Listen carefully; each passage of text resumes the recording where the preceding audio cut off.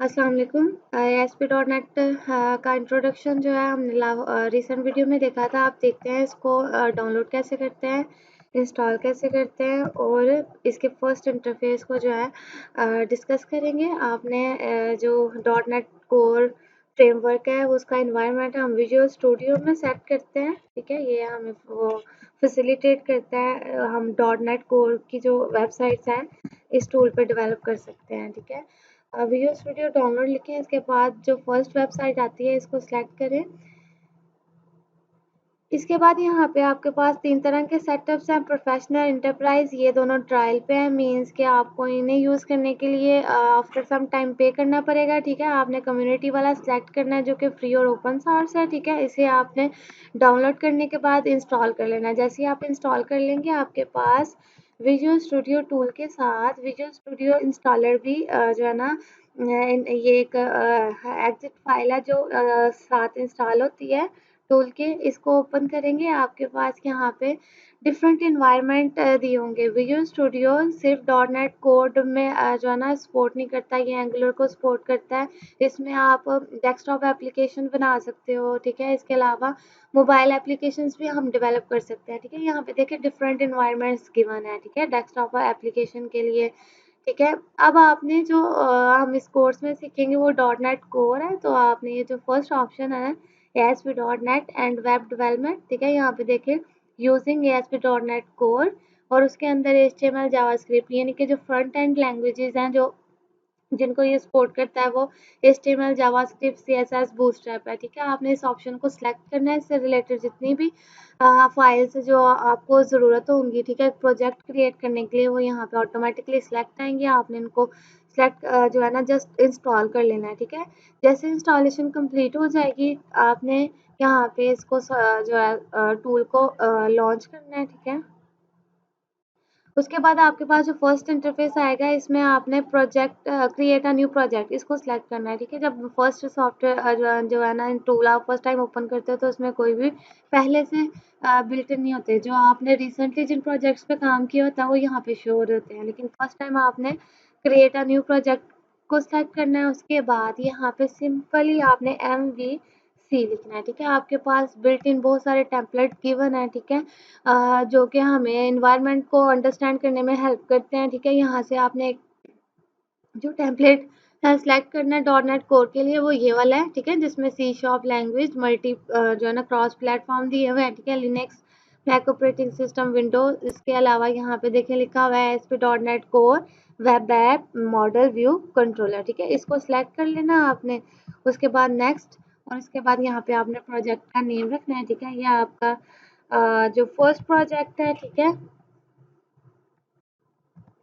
First project इसका name रख के आपने नेक्स्ट कर देना है। उसके बाद यहाँ पे आपने जो .NET कोर है उसके भी वर्जन आ चुके हैं, ठीक है। अभी जो लेटेस्ट वर्जन है वो 6 है, ठीक है। 5 जो है 2 वीक्स पहले 5 चल रहा था, अब आपके पास 6 है, ठीक है। और आपने 6 को सिलेक्ट हम लेटेस्ट को सिलेक्ट कर लेते हैं, ठीक है। उसके बाद जो ऑथेंटिकेशन है वो हम इंडिविजुअल भी कर सकते हैं और नन भी कर सकते हैं, ठीक है। इंडिविजुअल अकाउंट तब यूज़ करेंगे जब हम इसमें डेटाबेस कनेक्टिविटी करेंगे।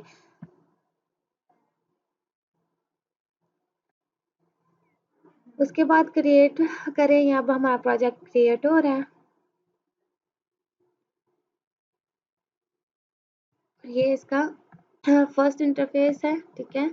ये आपके पास टैब्स गिवन है, ठीक है। टैब के साथ हर टैब के साथ अपना रिबन है, ठीक है, जिसके अंदर डिफरेंट फंक्शंस हैं, ठीक है। जैसे कोर्स में थ्रू द कोर्स जो है ना हम इनको एक्सप्लोर करेंगे जैसे जैसे हमें जिस चीज़ की ज़रूरत पड़ेगी, ठीक है। उसके बाद यहाँ पे जो राइट साइड है, ठीक है, सोल्यूशन एक्सप्लोरर, इसमें आपका पास प्रोजेक्ट है, ठीक है। अब एक प्रोजेक्ट के लिए जितनी भी बिल्ट इन लाइब्रेरीज या फंक्शंस की ज़रूरत होती है यहाँ पे वो सारे गिवन है, ठीक है। तो जो हमारा .NET कोर की मेजर जो फंक्शनैलिटी थी, जो आर्किटेक्चर पैटर्न था वो MVC था, यानी कि मॉडल व्यू कंट्रोलर, ठीक है। कंट्रोलर की फंक्शनैलिटी क्या है, मॉडल की क्या है और व्यू की क्या है, इनको जो है अंडरस्टैंड करने के लिए हम इनको ऐड करना सीखते हैं और देन एक्सप्लोर, ठीक है। सबसे पहले हम कंट्रोलर ऐड करेंगे जो कि व्यू और मॉडल को जो है ना कम्युनिकेट करवाता है, यानी कि जो मेजर रोल है वो हमारा कंट्रोलर प्ले करता है, ठीक है। आपने जब ऐड कंट्रोलर करेंगे, इसके बाद जो फर्स्ट एम्प्टी कंट्रोलर है इसको सिलेक्ट करना है एंड ऐड कर देना है। उसके बाद आपने यहाँ पे इसका नेम रखना है, ठीक है। कंट्रोलर यहाँ पे जो है लास्ट जो इसका सेकंड नेम है वो क्लास है, ठीक है। तो इसलिए आपने कंट्रोलर को कंट्रोलर 1 नहीं बल्कि कंट्रोलर ही रहने देना है, और इसका जो फर्स्ट नेम है होम इसको चेंज करना है, ठीक है। तो होम में एक पहले से यहाँ पे कंट्रोलर गिवन था क्योंकि हमने टेम्पलेट प्रोजेक्ट लिया है, जिसमें थोड़ा सा एक जो है ना स्ट्रक्चर बताया हुआ है पहले से क्रिएट करके, ठीक है। तो आपने इसको चेंज कर देना होम को फर्स्ट पे, ठीक है। तो आपका जो कंट्रोलर है इसमें फर्स्ट है, एक यहाँ पे टेम्पलेट कंट्रोलर है जो कि फ्लो को अंडरस्टैंड करने के लिए दिया हुआ है, ठीक है। तो हम जो हमने अपना क्रिएट किया है, ठीक है, हम उसको अंडरस्टैंड करते हैं। जब हम एम्प्टी कंट्रोलर क्रिएट करते हैं तो उसके साथ ही ऑटोमेटिकली ये वाला स्ट्रक्चर ये पहले से गिवन देता है, ठीक है, जिसके ऊपर उन्होंने लाइब्रेरी यूज की हुई है। इधर फर्स्ट कंट्रोलर क्लास है जिसके अंदर ये जो है ना हमारे पास इंटरफेसेस हैं, यानी कि व्यूज हैं जो कि हम क्रिएट करते हैं। एक वेबसाइट के मल्टीपल व्यूज होते हैं, ठीक है। हम होम पेज होता है आपके पास, लॉगिन पेज, रजिस्ट्रेशन पेज, आपने जितने भी पेजेस हैं उसे यहाँ पे जो है ना इस फंक्शन को यूज करके कॉल करना है, ठीक है। जैसे पब्लिक जो है ना क्लास है आपकी, उसके अंदर आई एक्शन रिजल्ट ये जो कीवर्ड है ये पेज को कॉल करने के लिए इस्तेमाल होता है, और आई एक्शन रिजल्ट यानी कि किस पेज को कॉल करना है, ठीक है। तो यहाँ पे ऊपर एक पेज तो इंडेक्स सेट कर और एक हम यहाँ पे अबाउट अस का ले लेते हैं, ठीक है। अबाउट अस का पेज मतलब नेम रखेंगे हम पेज का, ठीक है। उसके बाद ब्रैकेट क्लोज, उसके बाद कर्ली ब्रेसेस, इसके अंदर लिखेंगे रिटर्न व्यू, ठीक है। यानी कि ये जो व्यू है या इंटरफेस है इसको रिटर्न कर दो। यहाँ पे ये व्यू जो है ना हमारे पास फोल्डर का नेम है, ठीक है। अब देखिए ये व्यूज हैं ये हमें कहाँ से मिलेंगे, ठीक है। यहाँ पे आप देख रहे हैं होम कंट्रोलर जो कि टेम्पलेट कंट्रोलर था, व्यू के फ़ोल्डर में एक जो है ना होम फ़ोल्डर पड़ा हुआ है, ठीक है। अब इस होम कंट्रोलर के अंदर हमने जितने पेजेस लिए डिफाइन किए हैं, ठीक है, जितने पेजेस का फंक्शन से कॉल किया है उतने पेजेस यहाँ पे वो गिवन है, ठीक है। तो मीन अब हम जो है हमारा फर्स्ट कंट्रोलर जो हमने डिजाइन किया है उसके अंदर हमने 2 पेजेस लिए हैं, ठीक है। तो मीन्स कि हमारे पास व्यू में एक फ़ोल्डर होना चाहिए किस नेम से, फर्स्ट के नेम से, ठीक है। और उसके अंदर कितने पेजेस होने चाहिए हमारे पास 2, एक इंडेक्स और दूसरा अबाउट अस, ठीक है। तो उसके लिए हम क्या करते हैं, सिंपली यहाँ पे राइट क्लिक करेंगे, ठीक है। राइट क्लिक करने से राइट क्लिक करके आपने यहाँ पे फर्स्ट ऑप्शन सेलेक्ट करना है ऐड व्यू। ऐड व्यू के बाद आपने एम्प्टी व्यू ऐड करना है, ठीक है। उसके बाद आपने उसका नेम रखना है, ठीक है। और यहाँ पे जो नेम है आपने सेम वही नेम रखना है जो यहाँ पे डिफाइन किया हुआ है। यहाँ पे इंडेक्स है, ठीक है, यहाँ भी ऑटोमेटिकली इंडेक्स आया है, ठीक है। तो आपने सिंपली जो है ना नेम सेम है ऐड कर देना है, ठीक है। जैसे ही आपने ऐड किया यहाँ पे देखें व्यूज के अंदर एक फोल्डर ऐड हो गया, फर्स्ट फोल्डर, ठीक है। ऑटोमेटिकली उन्होंने क्रिएट कर दिया किसका, फर्स्ट कंट्रोलर का जो है ना व्यू में फर्स्ट फोल्डर क्रिएट कर दिया जिसके अंदर एक पेज ऐड हो गया इंडेक्स पेज, ठीक है, जो कि अभी फिल वक्त एम्प्टी है, ठीक है।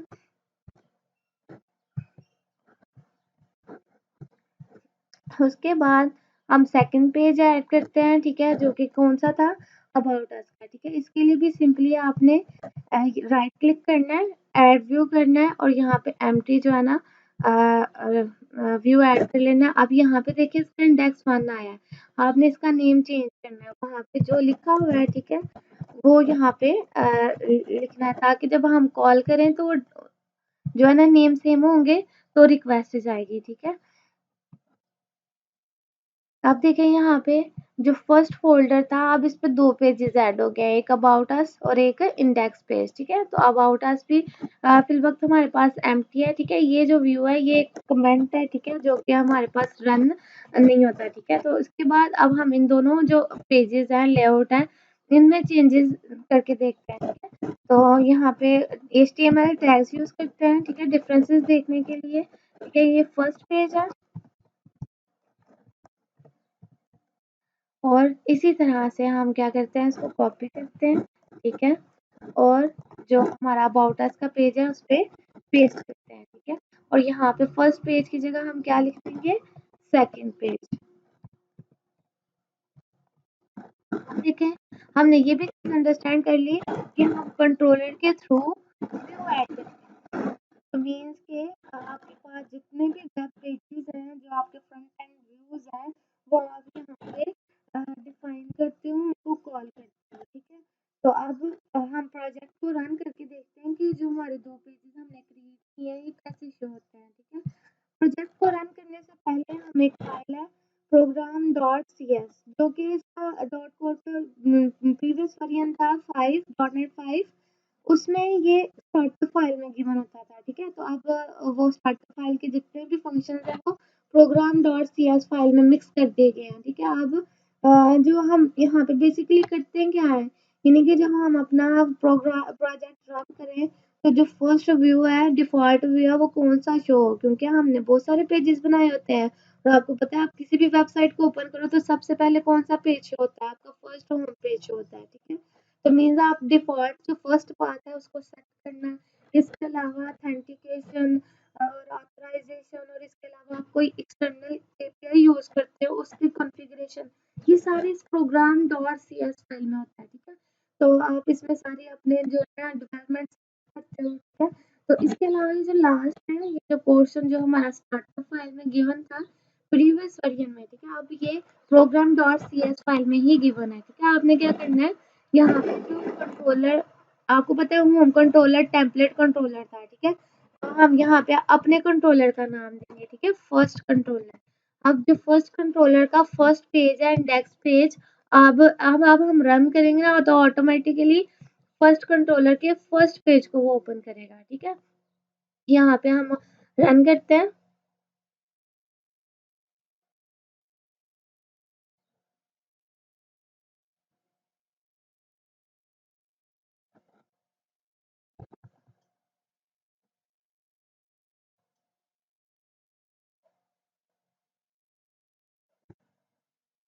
देखें ये हमारे पास हमारा फर्स्ट प्रोजेक्ट था, ठीक है, और उसका फर्स्ट पेज इंडेक्स पेज, ठीक है। यहाँ पे आप चेंज भी कर सकते हैं, ठीक है। यहाँ पे अगर हम फर्स्ट एक इंडेक्स पेज था और दूसरा हमने अबाउट अस का पेज क्रिएट किया था, ठीक है।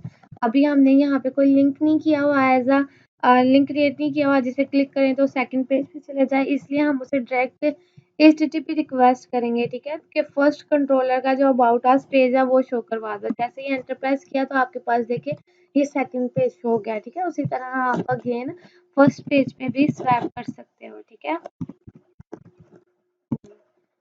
अब ये जो मेन्यू बार है, यहाँ पे ये built in menu bar given है, ठीक है। इसे हम चेंज करेंगे, ठीक है। पहले हम अंडरस्टैंड कर लेते हैं MVC को, ठीक है। तो उसके बाद हम इसके हेडर और फुटर, ठीक है, ये वेब फॉर्म्स क्रिएशन के बाद इसके हेडर और फुटर को जो है ना डिस्कस करेंगे, ठीक है। कंट्रोलर में हमने तो व्यू डिफाइन किए, ठीक है, देन क्रिएट किया और देन उनको और प्रोजेक्ट को रन करके उनको व्यू किया, ठीक है, कि फ्रंट एंड इंटरफेस पे उन पे क्या शो होता है, ठीक है। हमने जो चीज़ें ऐड की हुई थी, जैसे हेडिंग का टैग यूज़ करके हमने इंडेक्स पेज पे फर्स्ट पेज और हेडिंग का टैग यूज़ करके हमने सेकंड पेज यहाँ पे जस्ट टेक्स्ट को एडिट करके शो करवाया, ठीक है। अब हम एक व्यू ऐड करना चाहते हैं जिसके जिसके अंदर हम जो है ना HTML लैंग्वेज यानी HTML के टैग्स को यूज करके तो फॉर्म को क्रिएट करें, ठीक है। तो यहाँ पे इसका नया नेम रख लेते हैं फॉर्म, ठीक है। अब यहाँ पे इसको क्रिएट करने के लिए हम राइट क्लिक करेंगे, ऐड व्यू किया, ठीक है, एम्प्टी, इसका नेम रखेंगे यहाँ पे, ठीक है। वहाँ पे हमने फॉर्म रखा हुआ था, यहाँ पे भी हम फॉर्म ही मेंशन करेंगे, ऐड किया। अब देखें आपके पास यहाँ पे एक थर्ड व्यू ऐड हो गया, वो है फॉर्म के नाम से, ठीक है। तो आप यहाँ पे क्या करेंगे, इसका जो है ना HTML कोड एंटर करेंगे, ठीक है। अब जो HTML कोड है आपके पास, HTML जो फॉर्म्स हैं, अब आपके पास जो मतलब जो टैग यूज होता है फॉर्म क्रिएट करने के लिए वो फॉर्म है, ठीक है। और उसके मिडल में क्या आते हैं आपके पास, एलिमेंट्स आते हैं, ठीक है। ये जो एलिमेंट्स हैं ये आप इसके मतलब यहाँ पे देखें जो आपके फॉर्म है उसमें आप टेक्स्ट बॉक्स यूज करते हो, रेडियो बटन्स होते हैं, चेक बॉक्स होते हैं, ठीक है। इसके अलावा बटन्स की टाइप होते हैं, सबमिट बटन यानी कि वो डेटा जो आप फॉर्म में एंटर करते हो वो सबमिट होगा, देन क्या एक्शन हो, ठीक है। तो ये एलिमेंट्स होते हैं जो कि फॉर्म के ओपनिंग और क्लोजिंग टैग के मिड में हम एंटर करते हैं, ठीक है। तो इसको हम एंटर करके देखते हैं। यहाँ पे क्या करेंगे हम, फॉर्म, ठीक है, उसके बाद उसकी क्लोजिंग, ठीक है, उसके उसके मिडल में क्या एंटर करना है हमने, एलिमेंट्स एंटर करने हैं, ठीक है। तो एलिमेंट्स कैसे, इनपुट कीवर्ड से एंटर होते हैं एलिमेंट, ठीक है। आप इसको क्लोज करें। उसके बाद इसके मिड में क्या बताना है आपने, टाइप बतानी है, ठीक है। टाइप अगर आप टेक्स्ट बॉक्स ले रहे हैं तो उसके लिए क्या टाइप होगी, ठीक है। टेक्स्ट बॉक्स के लिए आप सिंपल टेक्स्ट लेते हो, ठीक है। टाइप रेडियो बटन्स के लिए रेडियो लिखोगे और चेक बॉक्स के लिए आप चेक बॉक्स लिखोगे, ठीक है। तो यहाँ पे हमने इसकी टाइप रखी हुई है टेक्स्ट, ठीक है। इसको टेक्स्ट सिलेक्ट कर लेंगे, उसके बाद कॉमा डाल के इसका नेम, ठीक है, नेम इज इक्वल टू, उस पर डबल कोटेशन में लिखना है आपने, नेम हम कह देते हैं नेम। अब यहाँ पे ये जो नेम डिफाइन किया है, ये नेम जो हमारा मतलब जो इस, चलिए इसकी डिस्कशन बाद में करते हैं कि मॉडल से कैसे रिलेट करना है, ठीक है। लेबल, लेबल सिंपल टेक्स्ट होता है, ठीक है, ये एडिटेबल नहीं होता। लेबल यहाँ पे हम कह देते हैं फॉर नेम,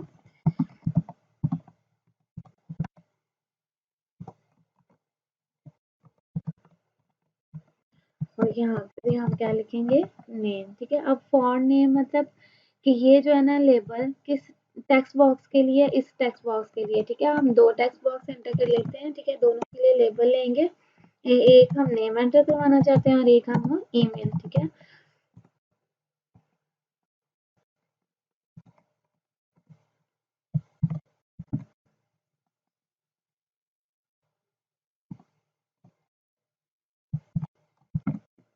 उसके बाद एक और इनपुट एलिमेंट ऐड करेंगे, ठीक है। वो हमारे पास क्या होगा, टेक्स्ट बॉक्स, ठीक है। टाइप, इसकी भी क्या लेंगे हम, टेक्स्ट बॉक्स लेंगे, ठीक है। उसके बाद जो इसका नेम है वो हमारे पास होगा ईमेल, ठीक है।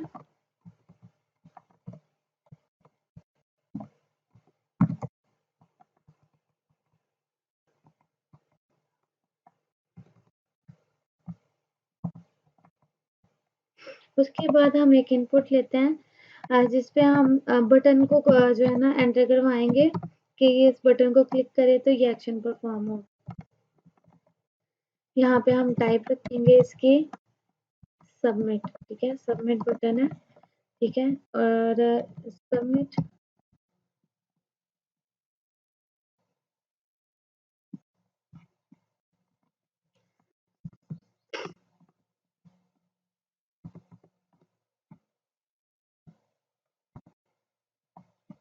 अब इसको व्यू करके देख लेते हैं, इधर रन करेंगे।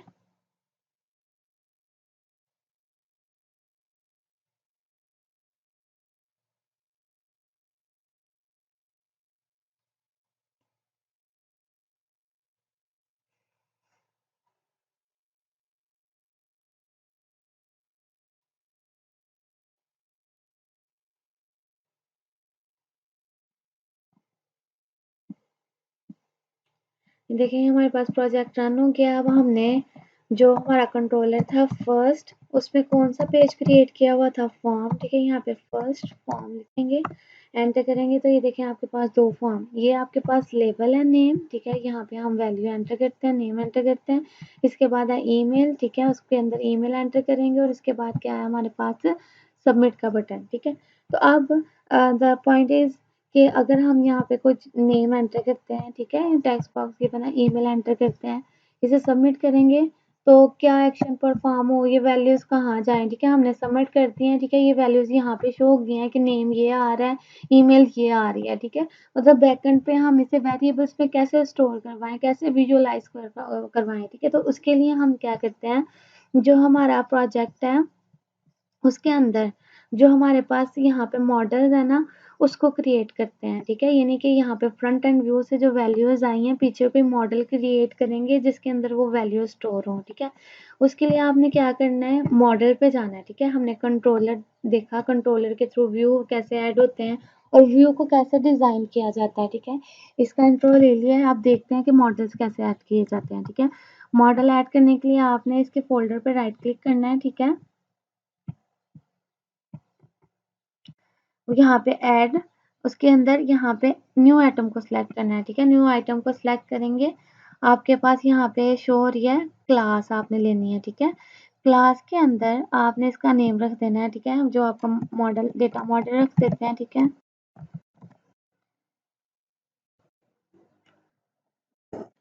जैसे मॉडल क्रिएट करेंगे हमारे पास ये जो फंक्शन है ये डिफ़ॉल्ट आएगा, यहाँ पे जिस नेम से हमने मॉडल रखा है उसकी क्लास बन जाएगी, ठीक है। और ऊपर ये लाइब्रेरी यूज़ की हुई है, ठीक है। उसके बाद हमने यहाँ पे वो वेरिएबल्स लेने हैं, ठीक है, डिक्लेयर करना है उन वेरिएबल्स को जो हमने फॉर्म में यूज़ किए हुए हैं, ठीक है। हम चाहते हैं फॉर्म से वैल्यूज़ इन वेरिएबल पे आए, ठीक है। एक हमने नेम लिया था, ठीक है, उसको इसकी आपने डेटा टाइप बतानी है, ठीक है, स्ट्रिंग डेटा टाइप होती है। उसके बाद आपने इसकी वैल्यू को गेट और सेट करना है, ठीक है। तो यहाँ पे गेट सेट लिखेंगे, ठीक है, टैब प्रेस करें ऑटोमेटिकली एंटर हो जाएगा, ठीक है। उसके बाद फिर से पब्लिक आपने अब स्ट्रिंग ऐड करनी है, ठीक है। और साथ में आपने क्या वहाँ पे फील्ड यूज़ की थी ईमेल, और यहाँ पे क्या मेंशन करोगे आप ईमेल, और उसके बाद आप गेट एंड सेट, ठीक है। इसको सेव करने के बाद आपने यहाँ पे फॉर्म देखें, फॉर्म पे मेंशन करना है कि जब ये दोनों फील्ड्स में वैल्यू एंटर करके हम बटन सबमिट क्लिक करते हैं तो क्या एक्शन फॉर्म किस कंट्रोलर के किस फंक्शन के पास जाए, ठीक है। यहाँ पे एक्शन डिफाइन करेंगे, डबल कोटेशन के अंदर पास देंगे कि फर्स्ट का कंट्रोलर है, और फर्स्ट कंट्रोलर के अंदर जो है ना आपके पास कौन सा पेज है, फॉर्म पेज है, ठीक है, फॉर्म। उसके बाद आपके पास जो व्यूज होते हैं वो दो तरह के होते हैं। एक व्यू होता है आपके पास कि आप डेटा गेट कर रहे हो, ठीक है। अब जब आपने डेटा गेट कर लिया है, अब अंदर वो मॉडल के अंदर जाके स्टोर हो गया, उसके बाद आपने उसको जो है ना पोस्ट करना है, यानी कि व्यू करवाना है, ठीक है। तो इसके लिए हम मेथड यूज करेंगे पोस्ट, ठीक है। इसको अब कंट्रोलर में भी हमने डिफाइन करना है, ठीक है, ये मेथड जो पोस्ट है, ठीक है। वो कैसे करते हैं ये देखिए, यहाँ पे हमने एक्शन डिफाइन कर दिया, ठीक है, मेथड भी बता दिया। अब फर्स्ट कंट्रोलर पे जाके ये जो पहला व्यू क्रिएट किया हुआ है ये फर्स्ट व्यू था, और ये क्या कर रहा था, डेटा गेट कर रहा था, ठीक है। तो इसके बाद जो हम इसके ऊपर हम लिखते देंगे HTTP गेट, यानी कि ये वो व्यू है जिसने डेटा को क्या करना है, गेट करना है, ठीक है। उसी तरह हम एक व्यू इसका जो है ना एक और व्यू ऐड कर लेते हैं जो कि क्या होगा, डेटा पोस्ट करने के लिए इस्तेमाल होगा, ठीक है। तो हमने HTTP गेट को आप चेंज करके क्या कर देना है, HTTP पोस्ट, यानी कि ये वाला जो व्यू है ये डेटा लेगा, ठीक है, और मॉडल में स्टोर करवा देगा, और जो पोस्ट है ये मॉडल को व्यू करवाएगा, ठीक है। यहाँ पे हम जो पैरामीटर पास करेंगे वो डेटा मॉडल होगा, ठीक है, डेटा मॉडल। इसके अंदर मॉडल ऑब्जेक्ट क्रिएट करेंगे, ठीक है। उसके बाद इसके कर्ली ब्रेसेस के अंदर मॉडल की स्टेट को चेक करेंगे कि क्या जो वहाँ पीछे हमने डिक्लेयर किया है स्ट्रिंग, तो क्या टेक्स्ट बॉक्स से स्ट्रिंग ही आ रहा है, ठीक है।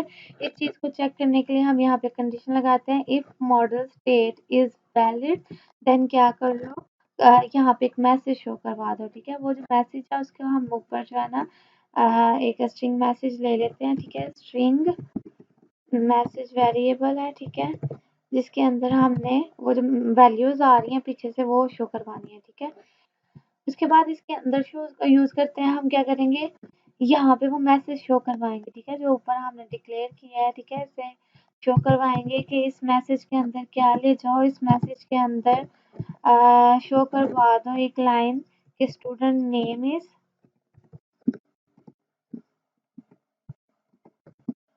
इक्वल, ठीक है।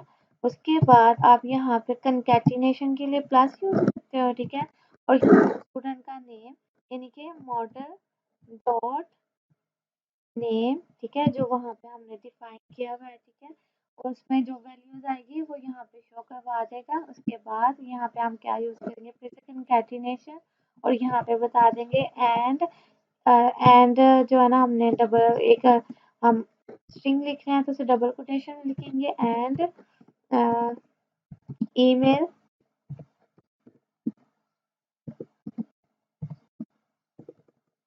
इज इक्वल, उसके बाद फिर से कंकैटिनेशन, यहाँ पे हम मॉडल डॉट ईमेल ले लेंगे, ठीक है। ईमेल ऑटोमेटिकली आ गया है क्योंकि पीछे हमने डिफाइन किया हुआ था, उसके बाद हम सेमीकोलन लगा देंगे, ठीक है। तो ये स्टेटमेंट रेडी। अगर ऐसा नहीं होता, ठीक है, अगर मॉडल स्टेट वैलिड नहीं होती तो हम एल्स के पार्ट पे चले जाएंगे, ठीक है। एल्स के पार्ट में क्या कर रहे हैं हम, एल्स के पार्ट में यही सेम मैसेज शो करवा देंगे कि यूजर नॉट फाउंड, ठीक है। कॉपी किया इसको,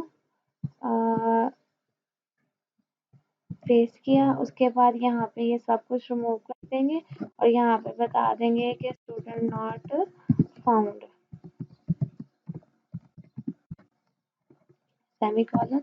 और उसके बाद जो रिटर्न टाइप है, अब हमने व्यू को रिटर्न नहीं करवाना, ठीक है। अभी हमने व्यू डिजाइन नहीं किया, ठीक है। हम यहाँ पे एक कंटेंट यानी कि मैसेज शो करवा रहे हैं, ठीक है। तो यहाँ पे कंटेंट लिखेंगे और यहाँ के